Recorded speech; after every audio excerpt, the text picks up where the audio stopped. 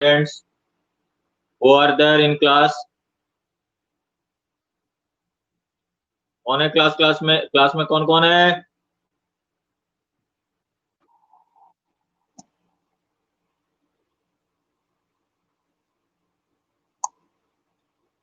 वंशिका, अनुराग, प्रजापत, दिव्यांशु, शिवम, कनिष्का, झील, सोनू। ओके। हाँ झील, मैंने देख लिया तू भी है क्लास में। Okay, good afternoon. तो आज हम स्टार्ट करेंगे पेज नंबर 118 से। Powers and functions of chief ministers.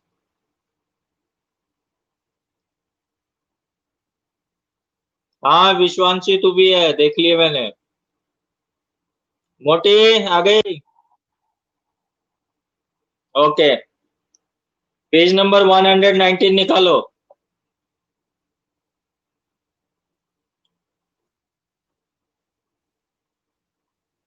Page number 119, powers and functions of chief minister. सबसे पहले forming council of ministers. The first and foremost work of chief minister is to build his council of ministers. After selecting the ministers, chief ministers gives the list to governor, which is accepted by him in the selection of ministers. तो सबसे पहले जो भी party किसी भी state में जो भी पार्टी चुनकर आती है, उस पार्टी का जो हेड होता है या उस पार्टी का सुप्रीम लीडर या सबसे सीनियर मोस्ट लीडर, वो होता है चीफ मिनिस्टर।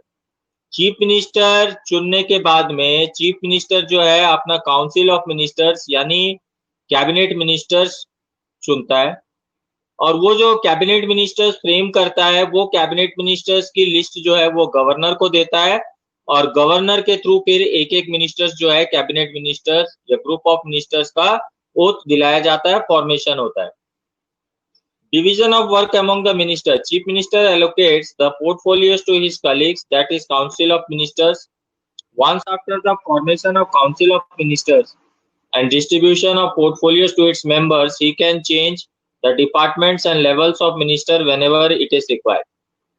तो ये चीफ मिनिस्टर डिसाइड करता है कि किस मिनिस्टर को कौन सा डिपार्टमेंट देना है, किसको हेल्थ मिनिस्ट्री देना है, किसको होम मिनिस्ट्री देना है, किसी को एजुकेशन देना है, किसको इंडस्ट्रियल डिपार्टमेंट देना है। इस तरीके से जो अलग अलग विभाग होता है कि किस व्यक्ति को कौन से पद का मिनिस्टर, कौन से विभाग का हेड बनाया जाए, ये जो है ये चीफ मिनिस्टर पे डिपेंड करता है। चीफ मिनिस्टर सबको वर्क डिस्ट्रीब्यूट करता है।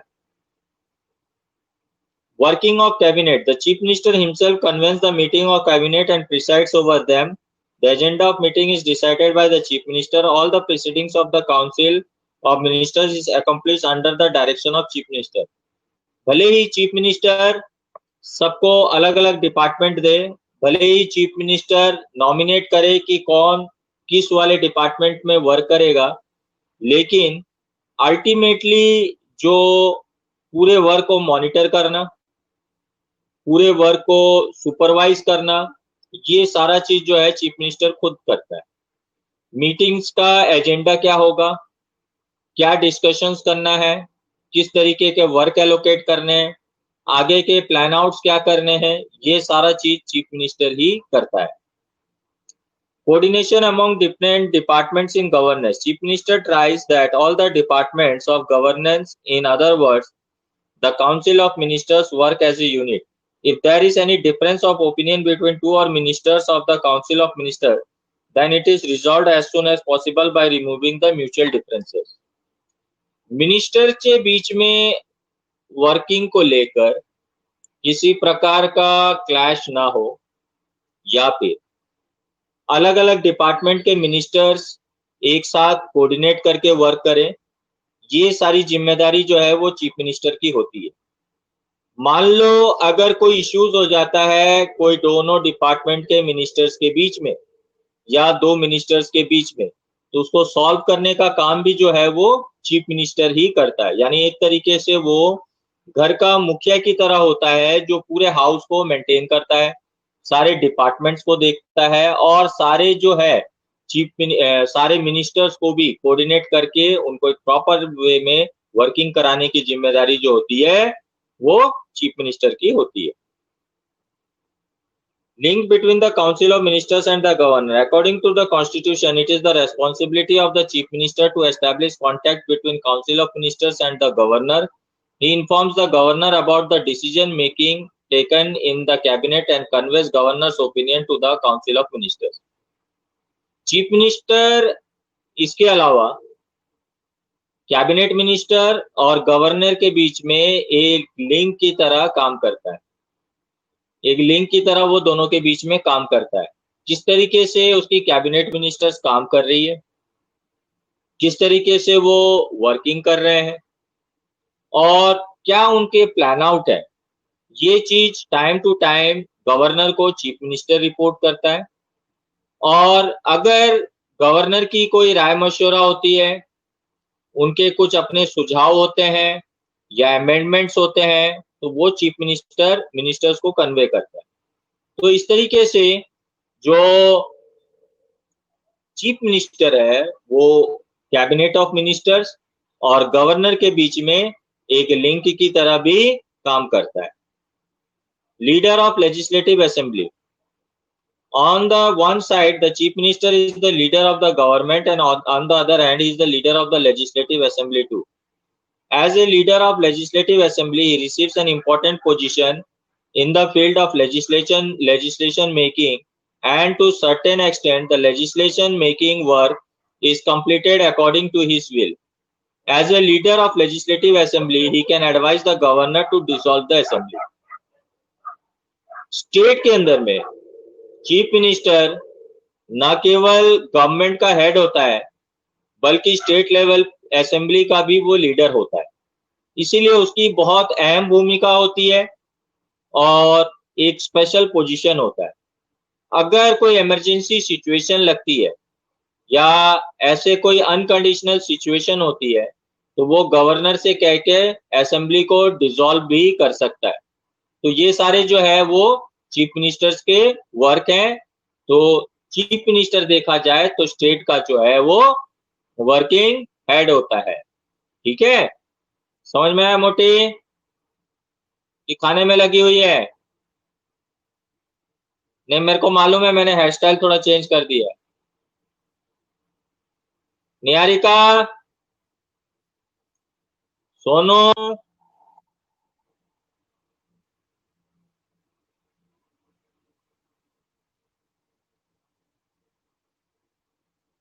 विश्वांशी,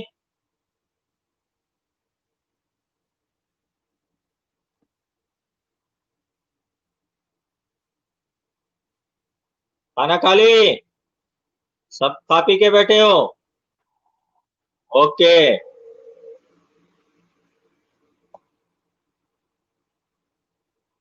नाउ हाई कोर्ट।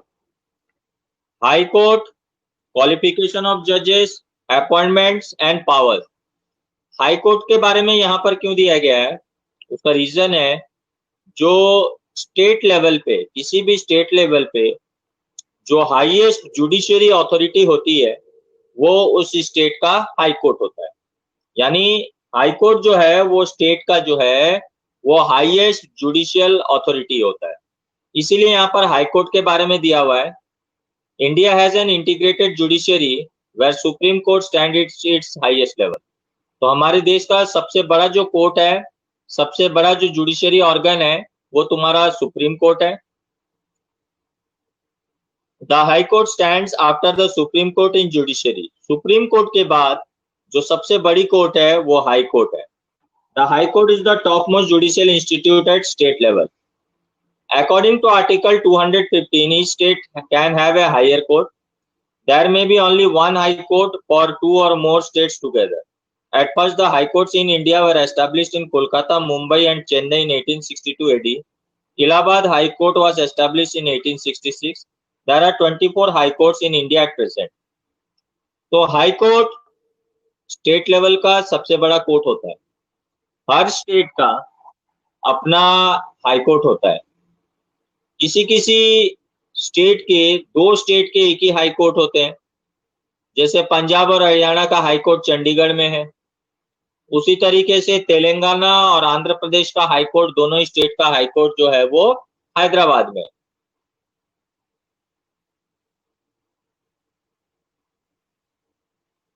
हैदराबाद में शुरू में जो हाई कोर्ट डेवलप हुआ था वो सिर्फ 3 सिटी में हुई थी, कोलकाता, मुंबई और चेन्नई में 1862 में। उसके बाद इलाहाबाद हाई कोर्ट बना 1866 में। उसके बाद हर स्टेट का अपना हाई कोर्ट है। आज लगभग हमारे देश में 24 हाई कोर्ट है। Formation of high court according to article 216, Lakshyaraj earphone लगा ले अगर तेरे को आवाज की प्रॉब्लम है, बाकी किसी को नहीं हो रही, तेरे को ही हो रही है तो तू अपना ईयरफोन लगा, ठीक है? या तो ईयरफोन लगा और नहीं तो फिर गरम कर तेल को, बॉयल कर और दोनों कानों में डाल।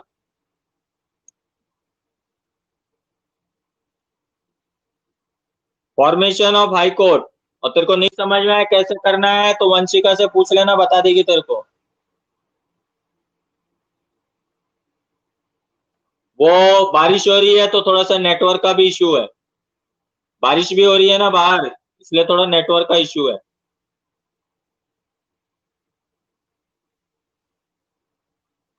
Appointment formation of high court according to article 216, each high court will be constituted by chief justice and other such judges to which the president consider essential to appoint from time to time.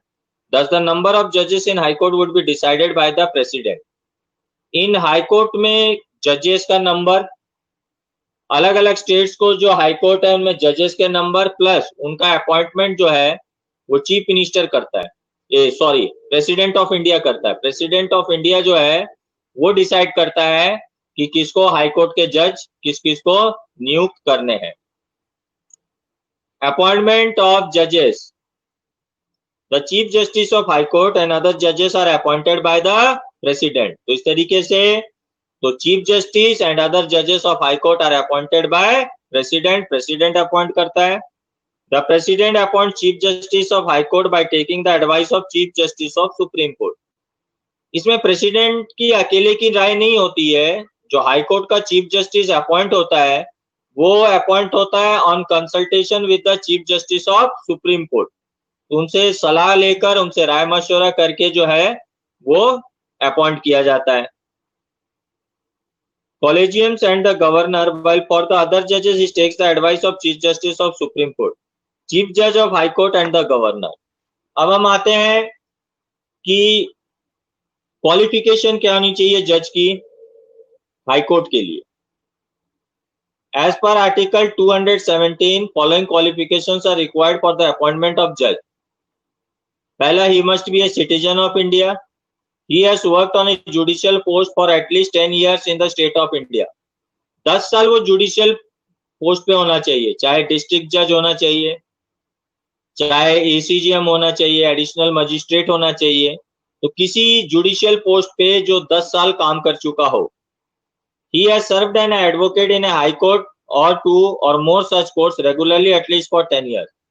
वो high court या किसी other subordinate court का advocate सर्व कर चुका हो कम से कम 10 साल।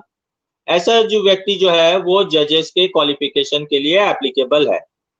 Tenure, according to 217 the provisions for tenure of a जज are as follows. He will hold the post till 62 years of age. इसमें एज लिमिट होती है, एक जज अपने पोस्ट को होल्ड करता है टिल 62 इयर्स ऑफ एज। 62 के बाद उसकी रिटायरमेंट हो जाती है। A judge can be removed by the order of the president after passing of a proposal by both the houses of parliament with 2/3 majority। देखो वैसे तो किसी जज को हटाया नहीं जा सकता क्योंकि पॉसिबल बहुत डिफिकल्ट टास्क है। एक जज को हटाने का जो तरीका है वो 2/3 मेजोरिटी ऑफ द हाउसेस जब उसके खिलाफ नो कॉन्फिडेंस का वोट देती है उस पे भी फिर प्रेसिडेंट डिसाइड करता है, तभी जाके प्रेसिडेंट किसी जज को रिमूव कर सकता है। द जज can submit his resignation by addressing it to president. और तीसरा ऑप्शन ये है कि जज अगर खुद अपने पोस्ट से रिजाइन करना चाहे तो वो अपने रेजिग्नेशन प्रेसिडेंट को लिख कर देगा और प्रेसिडेंट उसका रेजिग्नेशन अप्रूव करने के बाद ही वो अपने पोस्ट से हट सकते हैं। तो ये तो है तुम्हारे जजेस के टेन्योर। ओथ टेकन बाय जज, as per article 219 the judge of a high court will take an oath before the governor of the state or a person appointed by him।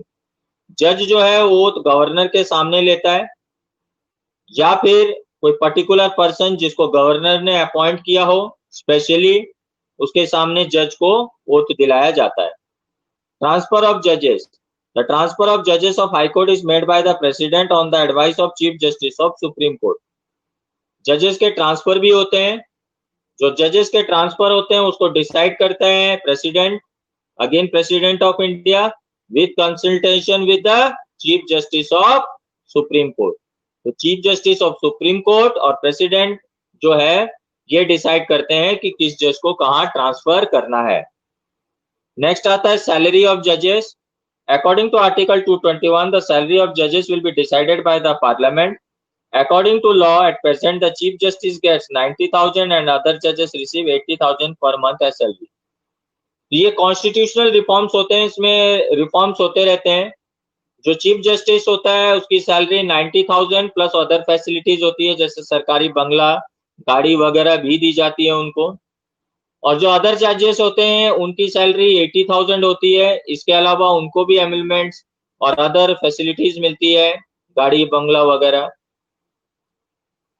Freedom of High Court, following arrangements are made for the freedom of special process for appointment।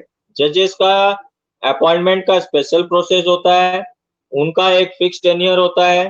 No further discussion on the conduct of जजेस would be made in the parliament except impeachment. एक जज appoint हो जाने के बाद उसको लेकर फिर कोई डिस्कशंस पार्लियामेंट में नहीं हो सकती। After retiring as a high court जज he will not practice in courts where he has worked as a permanent जज। एक रेस्ट्रिक्शन ये है कि कोई व्यक्ति अगर हाई कोर्ट में जज रह चुका है तो वो फिर उस कोर्ट में प्रैक्टिस नहीं कर सकता वापस। और जुडिशियरी जो कहा है, सेपरेशन फ्रॉम एग्जीक्यूटिव का मतलब होता है जुडिशियरी अपने तरीके से वर्क करने के लिए और डिसीजन देने के लिए बिल्कुल इंडिपेंडेंट है। उसको किसी से कोई परमिशन लेने की जरूरत नहीं है, ना ही कोई व्यक्ति चाहे वो कितनी बड़ा पोस्ट में हो जुडिशियल के वर्क पे इंटरफेयर कर सकता है।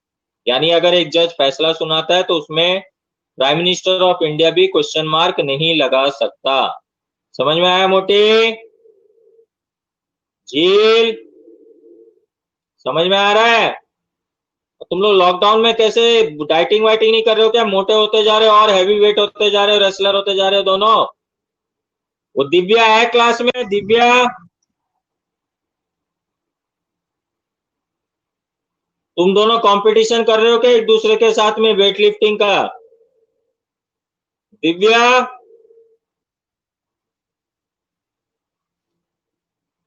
दोनों वंशिका को खड़े करेंगे तो एक गिल्ली लगेगी एक डंडा लगेगा।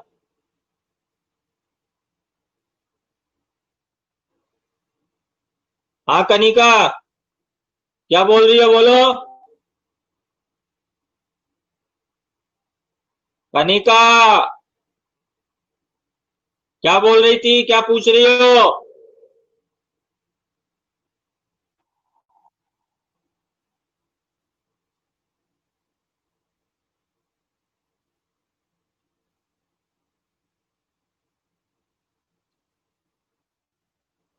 Okay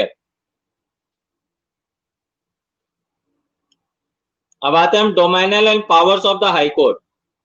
the operational area and powers of high court are original jurisdiction, writ jurisdiction, appellate jurisdiction, court of records, administrative powers, judicial review. ये उसका दायरा है वर्क का।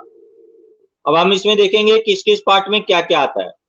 सबसे पहले original jurisdiction implies the hearing of the cases by Supreme Court primarily. These areas are cases related to election of the members of parliament and state legislature. High Court normal cases के अलावा cases related to election of members के भी और state legislatures के भी issue सुनती है। इसके अलावा cases regarding revenue collection, Admiralty, probate, marriage law, company law और डिवोर्स के केसेस भी हाईकोर्ट सुनती है। रीट जुरिस्डिक्शन में article 226 empowers High Court to issue direction orders on writs in the nature of habeas corpus, mandamus, prohibition, quo warranto and certiorari. The Supreme Court can issue writs under 32 only for fundamental rights, where the High Court can issue writs for other matters too, along with the fundamental right. रीट्स का मतलब संशोधन, किसी तरीके का संशोधन करना। ये जो लॉ के टर्म्स है, habeas corpus, mandamus, proportion, law में हम पढ़ते हैं, इनमें डिटेल में जाने की जरूरत नहीं है।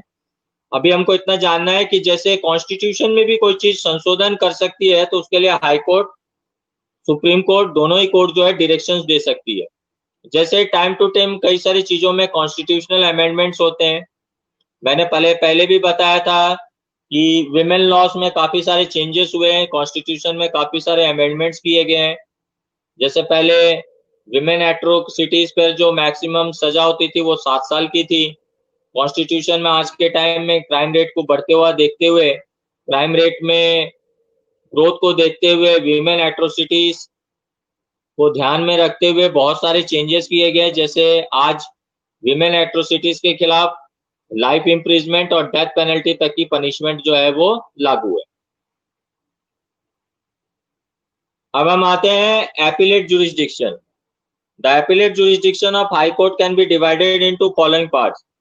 Civil appellate jurisdiction, appeal can be made in the high court against the district court in the cases of income tax, patent, design, succession etc.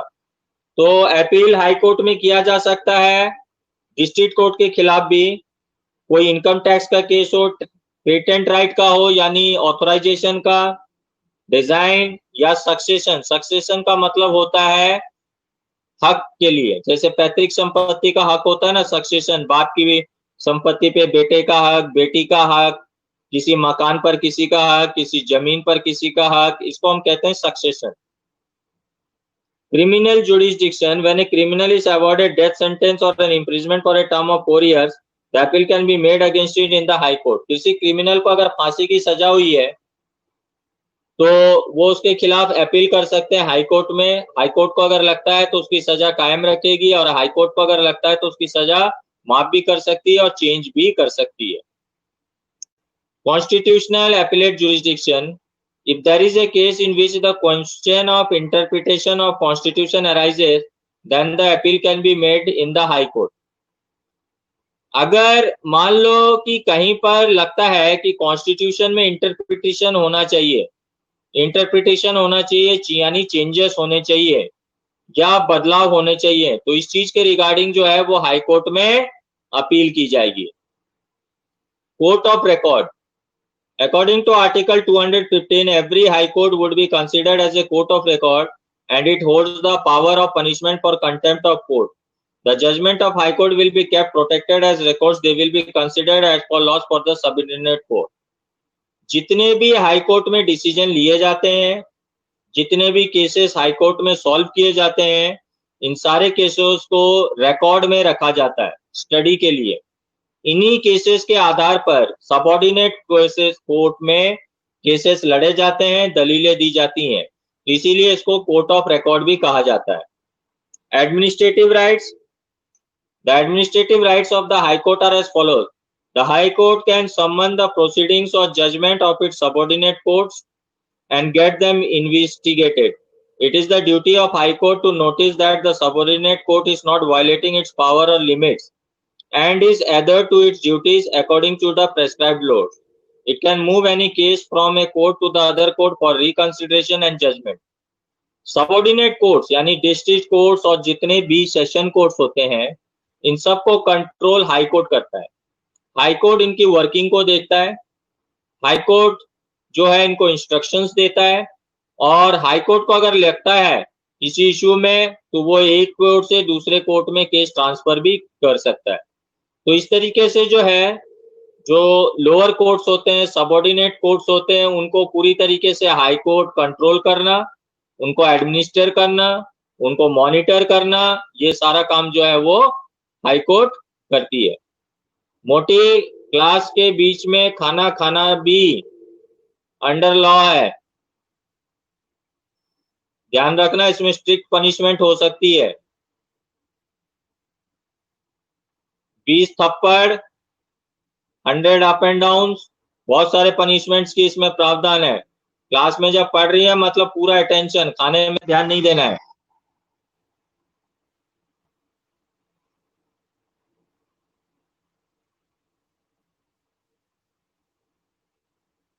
हम नहीं खा रहे खाना, कितने लोग हैं तेरे साथ?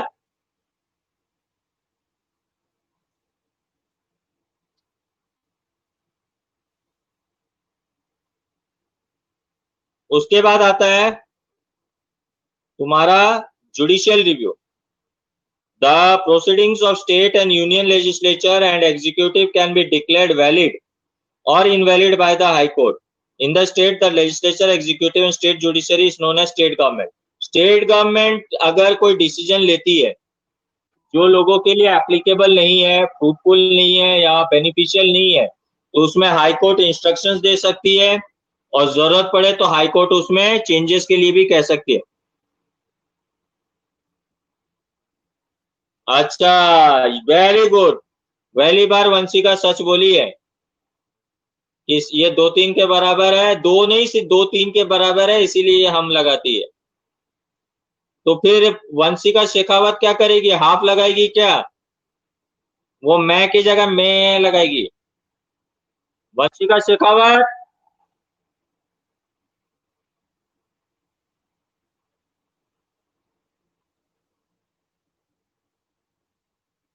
पतली हो गई है, तू वजन करके देखी थी क्या कंचन? अच्छा,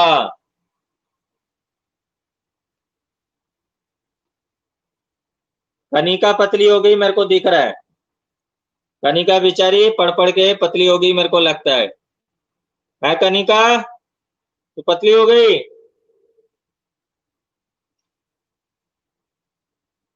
ओके, तो इसी के साथ में स्टेट गवर्नमेंट हमारा कंप्लीट हो गया है। तो ये चैप्टर भी कंप्लीट हो गया है। जितने चैप्टर्स हम कंप्लीट करते जा रहे हैं उसकी प्रिपरेशंस करते जाना, क्योंकि स्कूल खुलते ही सिर्फ टेस्ट ही टेस्ट होंगे। जितने चैप्टर्स कंप्लीट होते जा रहे हैं उनके टेस्ट ही टेस्ट होंगे। अभी ऑनलाइन में टेस्ट नहीं ले रहे हैं क्योंकि ऑनलाइन में टेस्ट लेने का कोई इशू नहीं है, कॉपी करके भेज दोगे। इसीलिए स्कूल खोलने पे सारे टेस्ट होंगे, इसलिए एडवाइजरी बुक जो नहीं लाए वो ले आना। क्वेश्चन आंसर्स प्रैक्टिस करते रहना, कॉपी में लिखने की जरूरत नहीं है। वो टाइम जो कॉपी में लिखोगे उससे अच्छा है लर्न करना। जब स्कूल खुलेगी तो वो उसमें मैं तुमको हर एक चैप्टर का इंपॉर्टेंट क्वेश्चन दूंगा प्रिपरेशंस के लिए, बोर्ड रिलेटेड क्वेश्चंस दूंगा प्रिपरेशंस के लिए। ठीक है? किसी को कोई डाउट? Any doubt? किसी को कोई डाउट है तो बोल देना विवेक। मेरे पास अलग तरीके भी हैं, डाउट्स सारे क्लियर कराएंगे, टेंशन मत लो।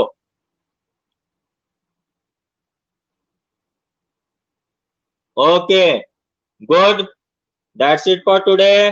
Thank you and have a nice day.